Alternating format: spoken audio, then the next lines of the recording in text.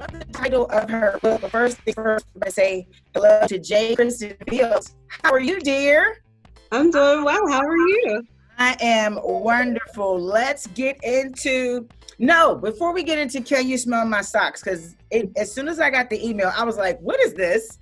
And I've heard this line before because I have a child and I have nieces and nephews, and they always ask you to smell weird things. So, but tell us about yourself. This may be the first time you're introduced to the city, to the world. So just tell us about yourself.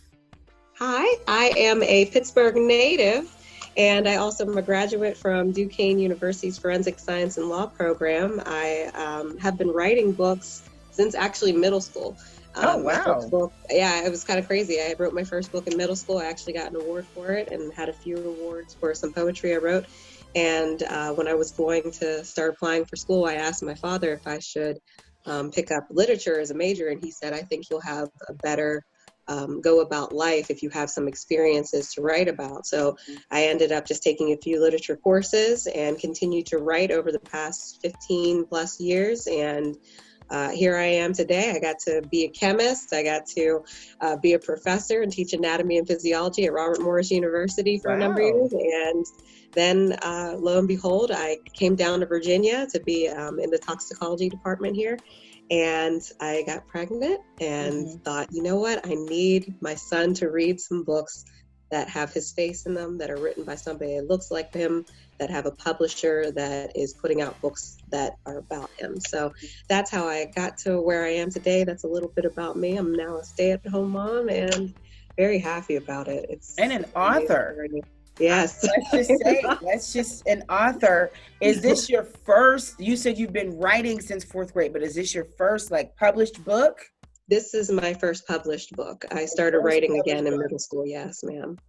Where did the concept, I mean, it's self-explanatory, of course, but where did the concept, can you smell my socks, come from? Like, every child says this. Thank God it's socks, but. Exactly. Yeah, my niece, actually, it was a couple years ago. I was on the phone with my sister-in-law and talking to her and my nephew. And all of a sudden, a pair of socks showed up and smacked her on the face. And she said, did he smell? And I was like, I can use that in another kid's book. That's awesome. And that's it. So tell us what the story is about. It's Kai, right? Yes, his name is Kai. His name is Kai. Kai is very, he's just really curious and just like any toddler. But tell us about Kai.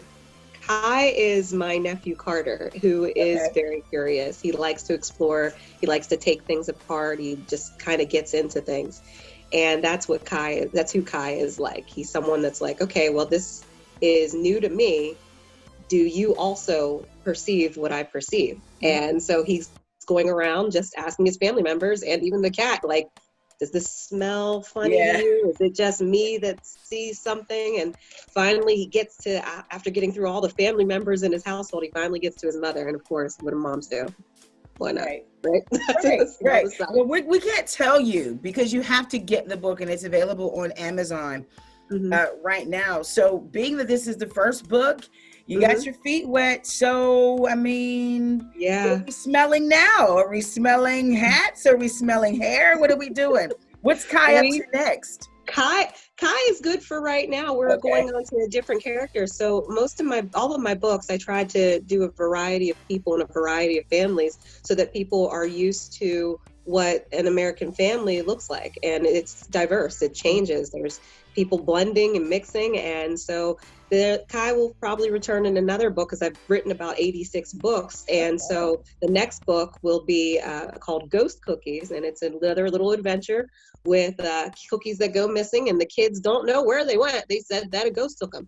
Oh, So that's expected for the fall. And it's also based off of another family that we know. So we'll see that coming up. And I'm hoping and praying that someone special, they saw my book and they posted it for me. Her name, she's from The Office, and I'm hoping that she sees this one again and she decides to put it up. So. Well, let's just put it out in the atmosphere that she did and other people have. And I'm also going to put in the atmosphere, get ready for more books. More books are coming. Jay, have you ever thought about writing a children's book that touches on the events of today? Our kids are witnessing a lot, and sometimes parents, as a parent, but my child's 22, of course, but just we don't know how to explain it on a level that they will understand. Right. So have you ever thought about writing something like that to just help explain to kids what's going on today and about their skin and about the world and about love and anything like that? I did. I thought about it for a long time, even as I'd been writing books and looking at STEM books and trying to see what my genre would be. And the more I started searching, the more I started noticing that there are authors that is their entire platform. Okay. And I don't want to disrupt that because they are explaining it very well, and they are doing it very well. What I decided to do was to continue to keep books for kids that are silly, that are innocent, that don't have an agenda. Parents don't have to fuss and fight in between things, but they get to see people that look different than them. They get to see what a family looks like that is all Black, and they maybe all the family members have a big, huge house and they all live together with the grandparents. And they get to see parents that are single parents. I actually have a book on single dads that should come out next year. But it's more for the kids to have a space of creativity and imagination and innocence, and that they can have that time to just be kids. While the world is going crazy around them, their imagination is still intact. And so when they grow up, they're able to say, I have this sense of wonder. And when I'm changing the world, I have a different mindset. I'm not plugged into what someone has trained me to think. I get to think outside of the box. And now I'm going to change the world in my own happy and creative space so that people can enjoy their lives. Because that's what children need to do, is just have that moment to be innocent. You're only 5 once. And I had a great childhood at 5. I want somebody else to have a great childhood at 5 and play with Barbie. Exactly. Yeah. Absolutely. And I definitely understand that kids just need to be kids. They're forced to grow up so fast. And they miss out on just the opportunity of being innocent and responding innocently. And I love that kids don't have filters, and they have huge imaginations, and they have the biggest hearts, and we can really learn from them. Right. All the guys out there want us to smell their socks. Just take the time out and smell Kai's sock. Right. Just entertain Kai for just a minute. Let's just take a break from everything and smell Kai's sock. We don't know what it smells like. I don't want to know. Kai. Huh? It smells like thought processes. That's what I say. You're thinking all day. I love it. I especially like the cat's response, like, "Man, get out of here with that." Oh my gosh. And all the kids say the same thing. I don't like the sister and the cat. They won't smell them. Right. These are challenges in me. I'm well over a toddler's age, but I enjoyed myself. I enjoyed looking at, reading the book, and I just encourage everyone to log on to Amazon and look up Can You Smell My Socks? J. Christin Fields. Thank you so much. Look at this, so cute little illustration, the cute little socks. So cute. So many different family members. And of course I had to plug myself in there. I asked my illustrator to put me in there. Yes, Mom. I see you. Anything else you want to because I know you're not here, anything else you want to say to your Pittsburgh family and new fans and friends and those that are watching and listening? Yes, I miss you all. I miss the Steelers. I miss the Pirates. I miss the Penguins. And my husband and I have said we will be back. We are going to come back for a little while at some point, and just live there, just to enjoy Pittsburgh. I mean, I miss coming through the tunnels and seeing the city lit up, and I miss my family members that are up there. I miss my church family that's up there. I mean, I miss Pittsburgh so much. But, you miss fries on your salad? Yeah. I was in Baltimore and I lived there for 8 years. And I was like, I miss fries on my salad.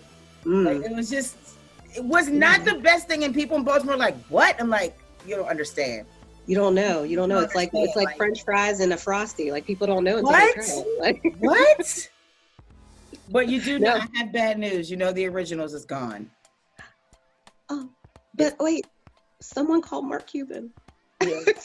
It's we didn't even get a chance to say goodbye. Oh my gosh, no. And that oil's been there since the start.